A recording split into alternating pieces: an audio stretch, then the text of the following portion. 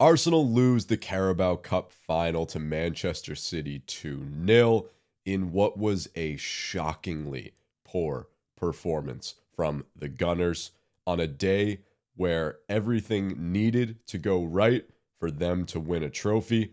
It all seemed to go wrong. We had lineup controversy, goalkeeper mishaps, a complete lack of attack, a complete lack of mentality and attitude, and a lot of questions still left unanswered about this Arsenal team. We will talk about all of it on today's episode. This is the American Gooner.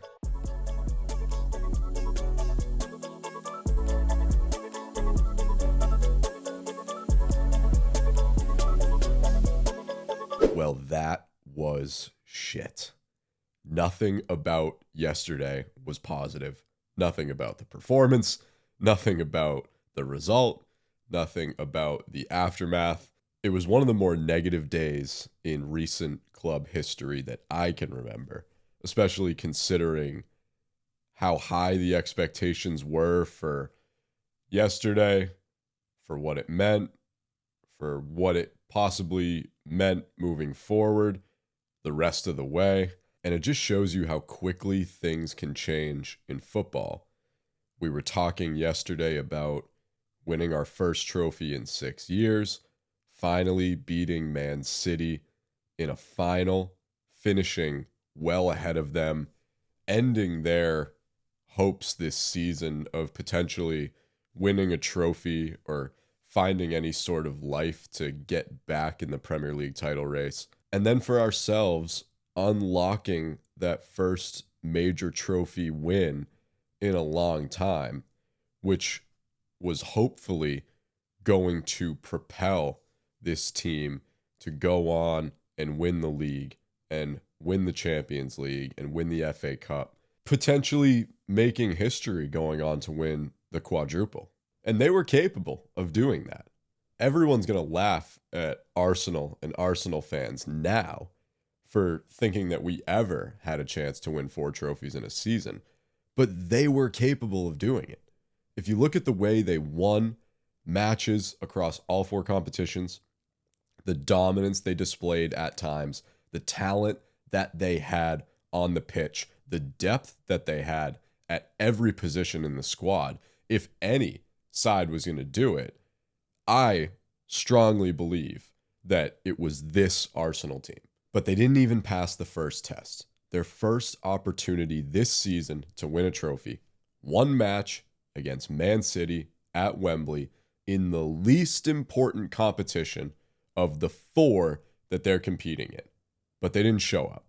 And now there are a lot more questions about Arsenal's capability in the other 3 competitions than there ever was before because of how bad their performance was yesterday. It was so bad that 24 hours ago, we were talking about the likelihood of Arsenal winning a quadruple this season. The fact that they were favorites in all 4 competitions. They were favored in the match yesterday against Man City. We were genuinely talking about winning the Carabao Cup yesterday and unlocking the success for this team the rest of the way. And we're sitting here now today because of their performance yesterday, questioning if they can win any trophies at all. The narrative has always been that Arsenal do not have the fortitude and the desire to go and win a major trophy. We thought this was it, though. That this group of players were going to prove that they weren't the same. That they had the ability to go win a trophy. That they weren't going to be bothered by the outside noise. Everybody in the football world outside of the Arsenal community, or granted, within the Arsenal fan base and support too, saying that they didn't have the stones and the hunger to go and win a trophy. And we all thought yesterday was going to be the day that we would hear the last of it. But here we are, 24 hours later, and we're right in the thick of it. And it didn't even need to be a win. I mean, obviously, the only way to completely silence all of that noise would have been to win the Carabao Cup yesterday. But I think internally, within the Arsenal support, a good performance at least would have convinced us that next time around, they can do it and they can get over the line. I'm sitting here today, though, after watching what I watched yesterday, and I'm genuinely questioning whether they can or not. And what sucks about the timing of this whole thing is that that question is not going to be answered for at least a couple more months. Let me not get too far ahead of myself, though. Before we get into the match itself, if you could please hit the like button, hit subscribe, leave a comment down below. I would love to hear your thoughts about yesterday's Carabao Cup final. And if you're listening on Spotify, drop a follow, drop a comment. I appreciate the support from all of you. Let's talk first about the starting 11. Mikel Arteta backed into a bit of a corner at the last minute with the injuries to Eze and Timber popping up. We obviously don't know how early on Arteta was aware that neither of the two would be available. All signs leading up to Sunday morning or even Sunday afternoon pointed to Eze and Timber both being available. I believe that Timber was in first team training on Friday. I don't know if Eze was. I think I saw him in the first team training photos, but I'm not 1,000% certain. Either way, he was interviewed before the match talking about these are the moments that he himself and this club are built for. He was prepared, he was ready, he was excited. So although he had been subbed off early midweek against Bayer Leverkusen, and there were some concerns about a potential injury, it didn't seem like those rumors held any water until obviously he was not even included in the subs. So regardless of how early on Arteta was aware that he'd have to make at least a few changes to his desired starting 11, he was put in somewhat of a compromised position because squad depth at that point was looking a little bleak, specifically in the center of midfield. I still think even with the injury to Eze, Arteta made 3 lineup decisions that I feel backfired drastically during yesterday's cup final and cost us a better chance at winning the trophy. I think one of those mistakes was starting Havertz in the midfield. I think another one of those mistakes was starting Nketiah over Calafiori. And I think obviously the biggest mistake that backfired was starting Kepa over Raya. Let's start with the decision to play Kepa, because I think that's the one that's gotten the most discourse in the wake of the loss. I'll talk first about the performance from Kepa, and then we can talk broader picture about whether or not he should have even been starting in the game. Kepa's getting bailed out by the fact that Arsenal failed to score yesterday, which is why I think the narrative around Kepa following that loss has been tiptoeing around the idea that he's to blame, but not fully leaning into that sentiment, because it is really hard to blame your goalkeeper when you don't score. And so people who supported the decision to start Kepa over Raya and are still defending him, saying that the loss isn't on him, they have a really solid argument in that we didn't score and we weren't going to win even if we started Raya because we couldn't score. And because we were playing the way we were playing and we were attacking the way we were attacking, there was no way we were ever going to score a goal in that match. So even if you started Raya, eventually City were just going to break down the Arsenal defense and they were going to go on and find the winner anyways. And it's a solid argument. It's tough to sit here and blame Kepa for the loss when we couldn't score. What you can blame him for, though, is the 2 goals that Man City scored. I mean, the first one is obvious. He misplays that cross so poorly. He barely gets his hands on the ball, but he gets his hands on the ball just enough to serve it up on a platter for Nico O'Reilly in the center of goal.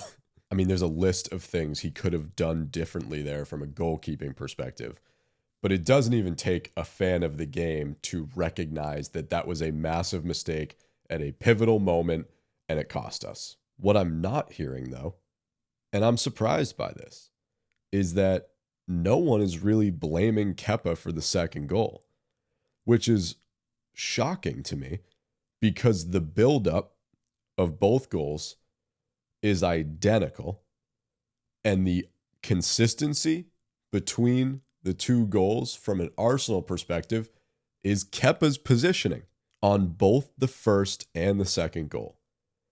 Kepa is at least 10 yards off his line, which to me is the best piece of evidence you can find to support the idea that Raya should have started over Kepa.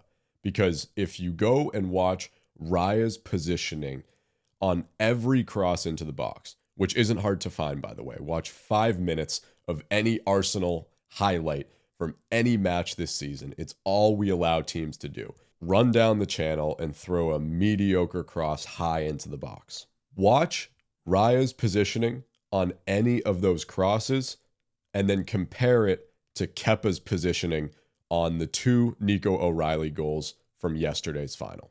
Looking at that side by side tells you, yeah, had we started Raya, City don't score either of those goals. Now, that's not to say that we would have went on to win the game. And it's not to say that City wouldn't have found another way to score against Raya. What it is saying is that it took Man City just 4 minutes to beat Arsenal yesterday. And in those 4 minutes, they sent 2 crosses into the box, and they scored on both of them because Kepa was 10 yards off of his line. So yes, he's at fault for both goals. Not saying he's at fault for the loss because we couldn't score. Had we started Raya, we probably would have lost anyway in just a different, arguably more heartbreaking fashion. But he is at fault for the 2 goals. That's a fact. Where he also should be taking some of the blame is on his play from the back, because that paled in comparison to David Raya's. We are spoiled watching David Raya because he sees the pitch so well. He's very decisive when he has the ball. He's quick to get it out of his hands. He's quick to play it to his center halves, to his fullbacks, upfield to his attacking players. It goes unnoticed, but it is an important role the goalkeeper plays in building up the attack. Having someone like David Raya feeding the ball out in a quick and decisive manner allows for the Arsenal attack to really build up as strongly as we've seen it build up throughout the entire year. I'm not exaggerating when I say this. Kepa was the polar opposite of that yesterday. It was mind-boggling to watch him just dribble the ball at his feet, dribble the ball at his feet, dribble the ball at his feet, and not make any sort of progress up the field. And once City caught on to that, which was early on, they realized that their work was done. And for the rest of the match, every time Kepa got the ball, you see Arsenal players making runs out wide and Kepa just dribbling the ball to himself. And the worst part, if you're an Arsenal fan, best part if you're a City fan, but the worst part if you're an Arsenal fan, was that the trio of Semenyo, Haaland, and Doku were just standing there watching him. They didn't need to press because he was just dribbling the ball to himself, watching more and more time tick up on the clock, eventually try and play a long ball to Havertz or Gyökeres, and the Man City center backs would deal with it, and then they retained possession. So a relatively easy and stress-free day at the office for Man City's attack, and it's thanks in large part to Kepa. So to everyone saying that Kepa deserved to start, he's not at fault, we can't blame him for the goals, and we would have lost the game anyways, you're probably right in that sense. But I'll ask you, if David Raya starts, A, does he concede those 2 goals? Does he make those 2 big mistakes in that 4-minute stretch? And B, does our build-up from the back look any different? Does it look any better? And the other reason why I feel Arteta made a fatal mistake choosing to start Kepa over Raya, and this has nothing to do with Kepa himself, but it seemed as though the decision to start Kepa was reflected in the rest of the team's play, because the rest of the team played like that game didn't matter. Like there wasn't a trophy on the end of that 90 minutes. And I think Arteta's decision to start Kepa sent a message to the rest of the team about how seriously he was taking this Carabao Cup final. And if you choose to start a backup cup keeper over your world-class number one in a cup final with your first trophy in 6 years on the line, then the message you're sending to the rest of your team is that you aren't taking it that seriously. We said last time that while Arteta probably had somewhat of an obligation to start Kepa because he was brought in to be the cup keeper, he had double or triple the obligation to the club and to the fans and to the rest of the players to deliver them a trophy at this moment in time. To me, starting Raya would have been a vote of confidence in the team that even though the Carabao Cup is fourth on our list in terms of importance this season, winning a trophy matters. And we want to be a club that sets standards in terms of our success moving forward. So we have an opportunity to win a trophy. We have an opportunity to beat Man City doing so. We are going to roll out our best possible starting 11. That would have been the message had he started Raya, that he wants to win now. He's willing to do whatever it takes to win, even in the least important cup competition that this team is playing in. He's ruthless, he's aggressive, and he's that hungry for a trophy right now. What sort of message does starting Kepa in that situation send? I think it tells the other 10 players on the pitch that this one's not as important as the rest. So don't sweat it. We're playing our backup cup keeper. We're playing Man City at Wembley. No big deal. It's not an important trophy to win. So don't worry about it. That's the sort of vibe I get from that decision. And that's the exact mentality that this club has walked itself into year after year after year after year. And I'm fucking tired of it. I'm sick of hearing Declan Rice in post-match interviews talking about how bad this team wants it, how disappointed they are in losing, and how they're going to learn from it. They've gotten even hungrier because they've lost, and they're better because of it. I'm sick of Arteta talking about how they've achieved great things as a team this season. And while this might be a little bump in the road, they're going to continue to achieve great things the rest of the way.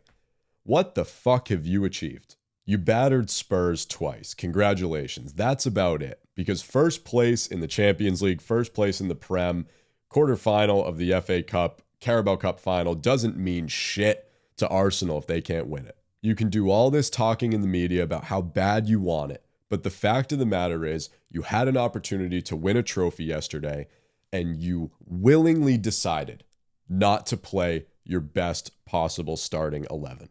And I'm going to contradict myself here because I know I've just spent the last half hour complaining about the starting 11, but at a certain point, I'm tired of constantly nitpicking and critiquing and complaining about Arteta's decisions with the starting 11 or his subs when we continue to lose in the big moments. At a certain point, and I think I've reached that point, you just have to question the mentality of the club and the mentality of the players. The past few seasons, and specifically this year, it has been a vicious cycle of Arsenal fans crying about one player starting over another, and it never ends. If Odegaard has a bad game, everybody complains and says Eze should have started.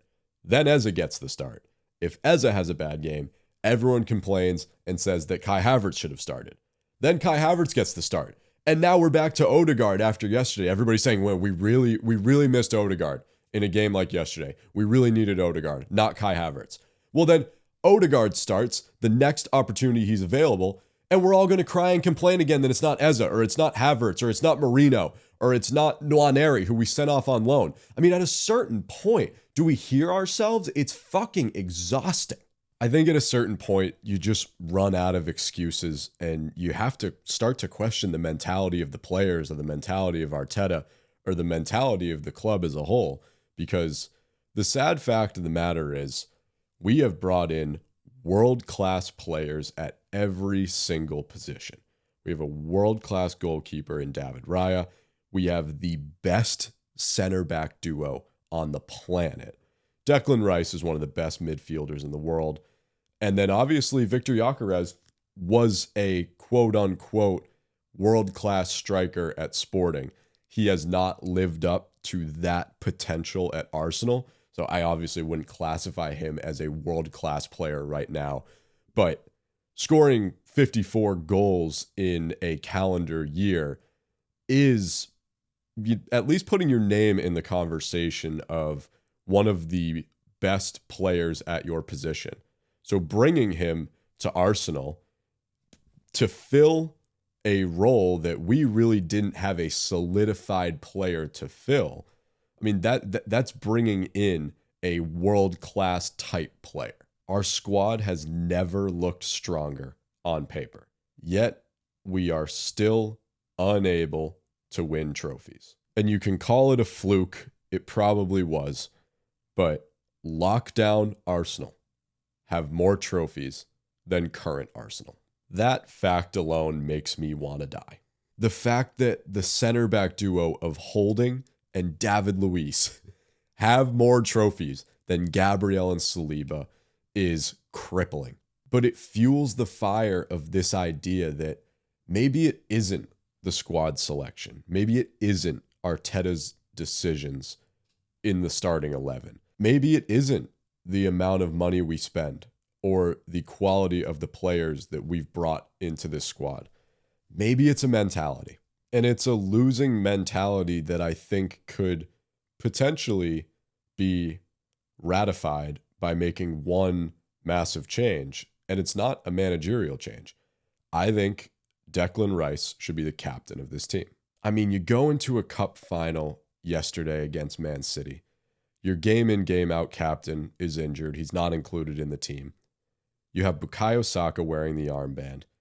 Your team completely lacks any sense of identity, any sense of desire, any sense of presence in the game, and any sort of urgency when conceding the first goal in the 60th minute and then a second goal in the 64th minute. Arteta made the changes. He brings on Gabriel Jesus. He brings on Martinelli. He brings on Calafiori. But they still showed absolutely no desire to be on the pitch, even when down 2-0 in a cup final. I think in a situation like that, you need a true leader on the pitch, and Bukayo Saka is just not that. You need someone to spread that killer mentality that we have not had at this club for a long time. Right now, we have a losing mentality. We have no experienced winners in the squad. We have no true killers on the pitch when it comes to killing games and stepping on the throats of our opponents. And in all honesty, it doesn't seem like teams are afraid to play against us, and that's a big issue. If Man City were in the position that Arsenal are in this season, they'd be terrifying. 9 points clear at the top of the Prem, playing in the Carabao Cup final, rolling in the FA Cup and continuing to get favorable draws, and then undefeated in the Champions League through to the quarterfinal on a side of the bracket where there really isn't a single threat. If that were Man City, they'd be the scariest team in the world because they have killers. They have a winning mentality. They have a manager who's ruthless enough and aggressive enough to go out and win trophies like he did yesterday. We're in that position right now, though, and we're still considered a joke because we have a losing mentality. We have a manager who's afraid to make ruthless decisions in big moments. We have 11 players on the pitch who have never won anything. And we have a homegrown talent wearing the armband in a cup final at Wembley fucking Stadium, representing the team that he came up through the academy of and has been a part of for the majority of his life. And it looked like he would rather be anywhere else. So did Mikel Arteta make mistakes with his lineup decisions yesterday? Absolutely. Did it cost us? Absolutely. But at a certain point, we can't keep having this conversation of this player over this player or this keeper over this keeper. We're at the point now where you have to start to question the mentality. Is it a winning mentality or is it a losing mentality? I'm leaning on the side of losing. And part of that losing mentality is the response from fans after a performance like that, which is another thing that I'm so sick of. I really hate seeing Arsenal fans bickering with opposing fan bases after our club puts out such a shit performance like that. Arsenal fans are practically taunting City fans by saying, congratulations on winning your Carabao Cup. It's a worthless trophy. It means nothing.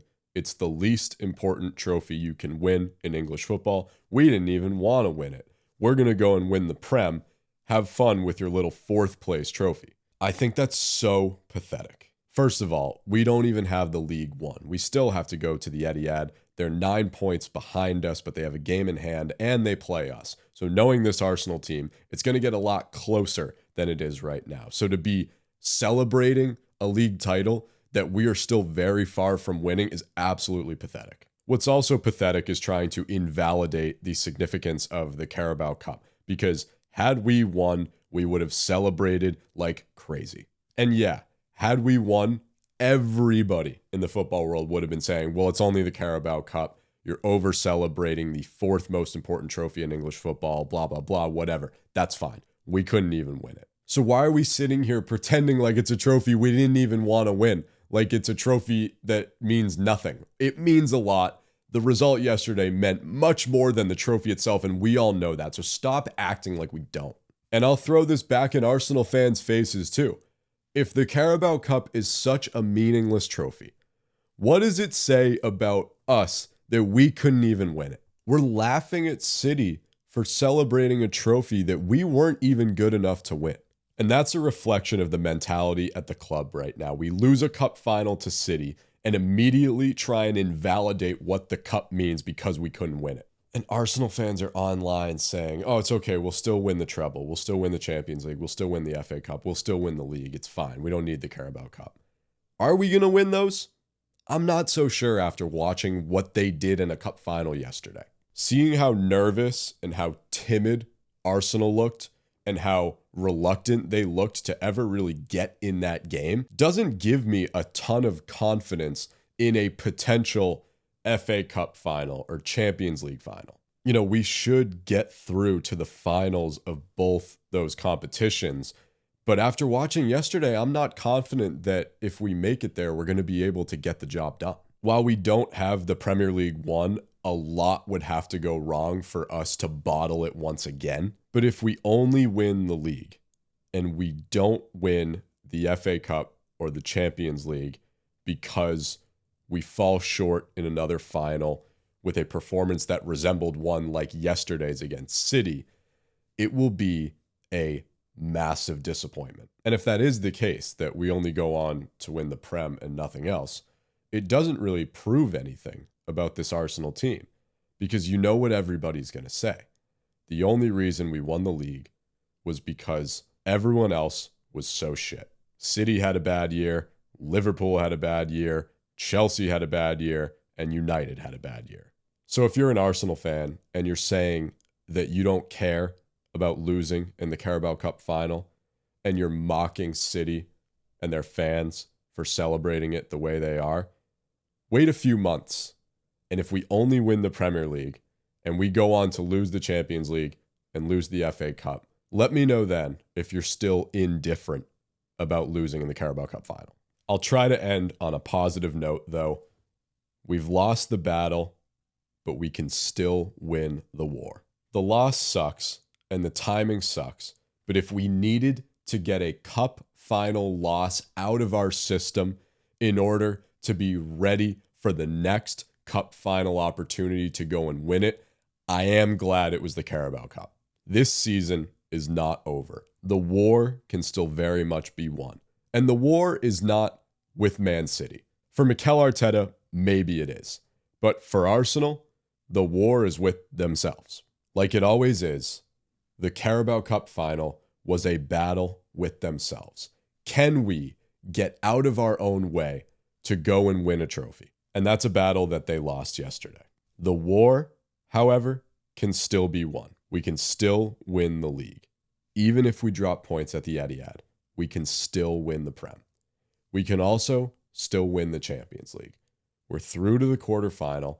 We've yet to lose in any Champions League match yet this year, and we're on a favorable side of the draw. And we can still win the FA Cup. City have to play against Liverpool while we have to play against Southampton. We are still favored to win in all three of those competitions. We can still win multiple trophies this season, and we can even still win a treble. We have a reset now at the international break, and then it's time to focus on the FA Cup and the Champions League as soon as the players are back. And once we get to that point, once we start winning again, then we'll feel better about this club. So in the battle with ourselves yesterday in the Carabao Cup final, we may have lost. The war with ourselves is still there for the taking. We can still win the war. And I'll leave you all with that. We won't be back for a couple weeks. As I just mentioned, the international break is taking place, so we don't really have any Arsenal content to talk about. If anything major, like injury news breaks over the international break, maybe I'll record an episode. But in a couple weeks, we are back to take on Southampton in the FA Cup, and then we have our first leg of the Champions League quarterfinal with Sporting right after that, and then Man City at the Etihad coming up in just a few weeks. So we have a bit of a break, but then the fixtures are going to come in hot and heavy, and we will be here to cover it all. So thank you so much for listening to this episode of the American Gooner. If you could please like the video, hit the subscribe button, comment down below, leave your thoughts, and if you're listening on Spotify, drop us a follow. Until next time, come on, you Gunners.